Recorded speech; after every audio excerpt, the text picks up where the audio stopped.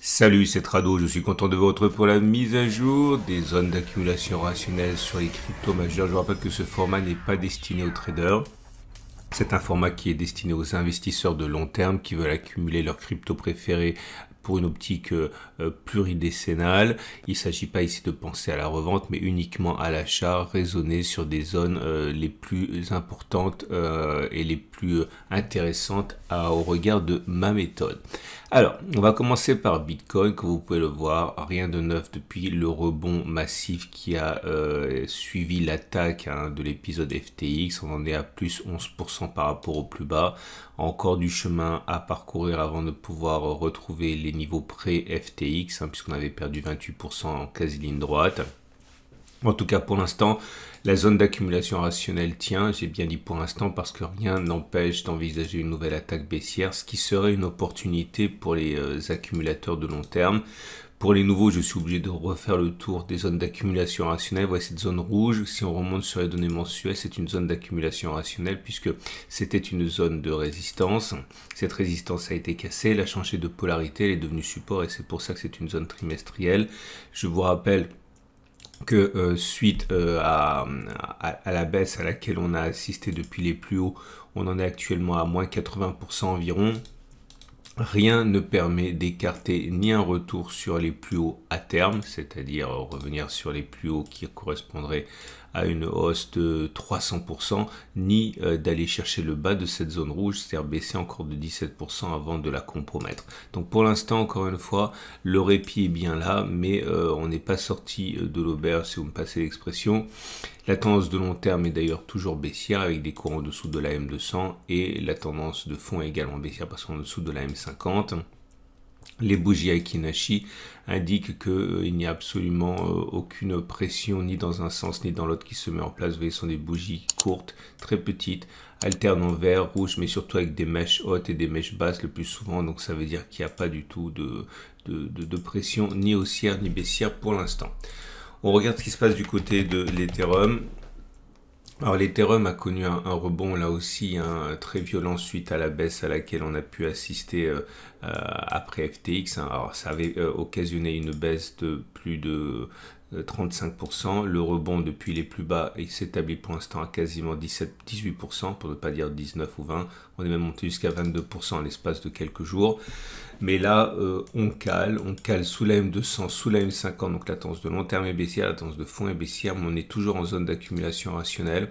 On pourrait même redescendre de 15% tout en restant dans cette zone d'accumulation rationnelle. Regardez ces rebonds là sur les plus bas, ça montre bien qu'il y a des rachats et que cette zone est visible de tous les traders et de tous les investisseurs, on va dire un petit peu expérimentés. Toujours selon la même logique, ancienne résistance qui a été cassée, qui a changé de polarité, qui est devenu support et qui pour l'instant fait office de trampoline. Rien à dire de plus, les bougies Aiki-Nashi indiquent là aussi qu'il n'y a pas de pression ni dans un sens ni dans l'autre avec des bougies rouges, vertes, petites avec mèches hautes et mèches basses. Vous avez en dessous de la vidéo un petit guide de l'analyse technique que j'ai réalisé pour vous et qui pourrait vous aider à mieux comprendre ce que je dis. On passe à BNB. Alors BNB a connu un rebond beaucoup plus violent puisque suite à l'attaque baissière à laquelle on a pu assister toujours avec l'épisode FTX, on a rebondi de 27%. Pour l'instant, on végète un petit peu, mais vous voyez la forme caractéristique de la M20 et de la M50 et la M200, là c'est plat, on oscille entre les deux, donc la tendance de long terme et la tendance de fond ne sont pas baissières, elles sont simplement neutres ici, mais là aussi on est sur une zone d'accumulation rationnelle. Cette énorme zone rouge correspond à la zone qui n'a pas été cassée à la baisse depuis qu'elle a été créée, vous voyez, depuis qu'on visite cette zone ici, c'est-à-dire mai 2020. On n'a pas clôturé en dessous, donc on est en zone d'accumulation rationnelle et même si on baissait encore de 27%, eh bien on serait sur cette zone d'accumulation rationnelle. Donc les investisseurs en crypto, en Bitcoin, en Ethereum, en Binance qui sont sûrs de leur fait peuvent tirer profit de ces zones pour le long terme.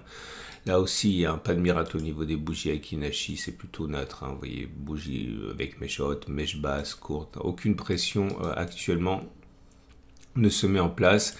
Et pour le Ripple, c'est pareil. Le rebond a été conséquent, mais on reste en zone d'accumulation rationnelle, cette grande zone rouge ici.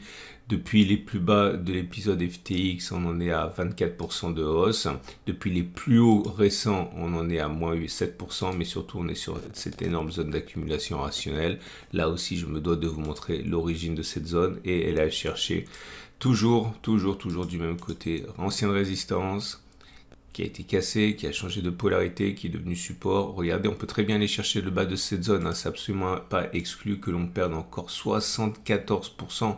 Ok, la dernière fois qu'on a vu chercher le bas de cette zone, on a rebondi très violemment pour reprendre 1587%. Mais d'un autre côté, une continuation de la baisse sur ces niveaux n'a pas du tout à être écartée. Là aussi, la tendance est un peu plus compliquée à déterminer parce qu'on est sur un régime de M200 plate et de M50 qui s'aplatit, mais c'est plutôt neutre, on va dire. Hein. On passe maintenant à Doge. Alors, Dogecoin qui a bénéficié à un moment hein, de l'excitation autour du projet de Elon Musk hein, d'accepter bientôt le paiement en crypto sur Twitter. Et le rebond avait donc été conséquent. On a pris 35%, hein, on a même pris plus. À un moment, on a pris 57% à l'espace d'une poignée de séances. Pour l'instant, on s'est éloigné de la zone d'accumulation rationnelle. Hein. La prochaine zone d'accumulation rationnelle, pour moi, elle est à 0,07. Alors, on peut trouver quelque chose d'intermédiaire. Ici, vous voyez une ancienne résistance qui a été cassée. Vous voyez cette zone qui a bloqué les cours pendant, pendant des semaines. Hein. Et une mini zone d'accumulation rationnelle, on peut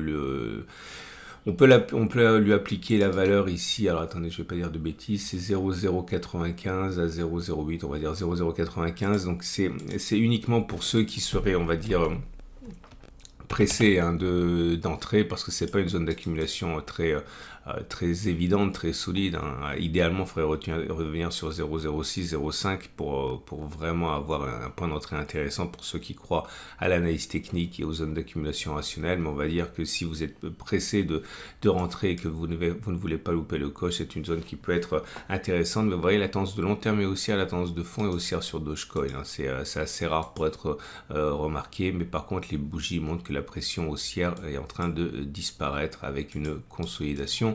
On passe à Cardano. Alors Cardano est dans une situation, on va dire équivalente, hein, sauf que la tendance elle est baissière. Tendance de long terme baissière, tendance de fond baissière, prochaine zone d'accumulation rationnelle 0,29, 0,30. Le rebond est très mou, hein, vous voyez. Et une cassure des 0,29, 0,30 nous amènerait sur le support trimestriel. Mais pour l'instant, il n'y a pas de raison d'en parler puisque le support des 0,29, 0,30 tient.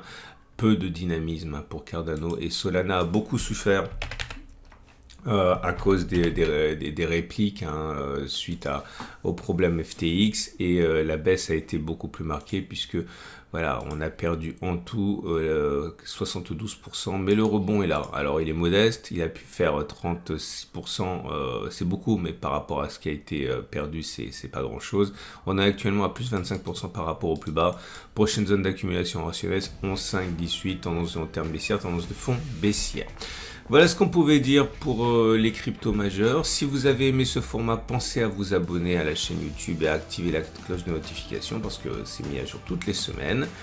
Vous avez également la possibilité de voir toutes les vidéos que j'ai publiées ce week-end. Je vous souhaite une excellente journée et si vous voulez la même plateforme que moi, elle vient de PRT, c'est gratuit. Vous pourrez avoir le même type de graphe que moi. Voilà, je vous souhaite une excellente journée encore une fois et à la semaine prochaine pour la mise à jour.